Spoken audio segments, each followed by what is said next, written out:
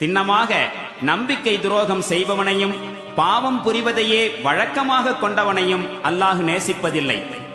அவர்கள் தம் இழி செயல்களை மனிதர்களுக்கு தெரியாமல் மறைத்துக் கொள்ளலாம், ஆனால் அல்லாஹ்விடம் மறைக்க முடியாது. அவனோ அவனுடைய விருப்பத்திற்கு மாறாக அவர்கள் சதியாலோசனை செய்து கொண்டிருக்கும் போது கூட அவர்களுடன் இருக்கின்றான்.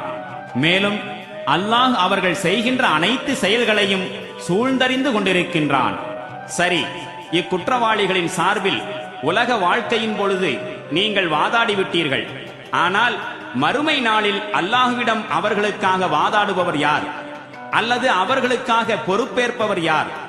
மேலும் ஒருவர் தீய செயல் புரிந்து அல்லது தனக்குத்தானே அநீதி இழைத்துக் கொண்டு பின்னர் அல்லாஹ்விடம் பாவ மன்னிப்பு கோரினால் அல்லாஹ் மன்னிப்பு வழங்குபவனாகவும் கருணையாளனாகவும் இருப்பதை அவர் காண்பார். ஆனால் ஒருவன் பாவத்தை சம்பாதிப்பானாகில் தனக்கு கேடாகவே அவன் அதை சம்பாதித்துக் கொள்கின்றான். அல்லாஹ் நன்கறிபவனாகவும் நுண்ணறிவாளனாகவும் இருக்கின்றான். மேலும் ஒருவன் ஒரு தவறை அல்லது ஒரு பாவத்தை செய்துவிட்டு ஒரு நிரபராதியின் மீது அதை சுமத்திவிட்டால் அவன் பெரும் அவதூறையும் வெளிப்படையான பாவத்தையும் நிச்சயம் சுமந்து கொள்பவனாவான். நபியே, அல்லாஹ்வின் கருணையும் அவனுடைய அருளும் உம்மீது பொழிந்திராவிட்டால் உம்மை அவர்கள் வழிதவரச் செய்திருப்பார்கள்.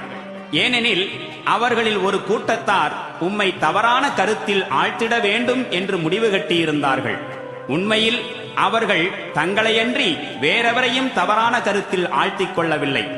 மேலும் அவர்களால் உமக்கு யாதொரு தீங்கையும் இழைக்க முடியாது. அல்லாஹ் உமக்கு வேதத்தையும் நுண்ணறிவையும் அருளினான். மேலும் நீர் அறியாதவற்றையும் உமக்கு கற்றுத்தந்தான்.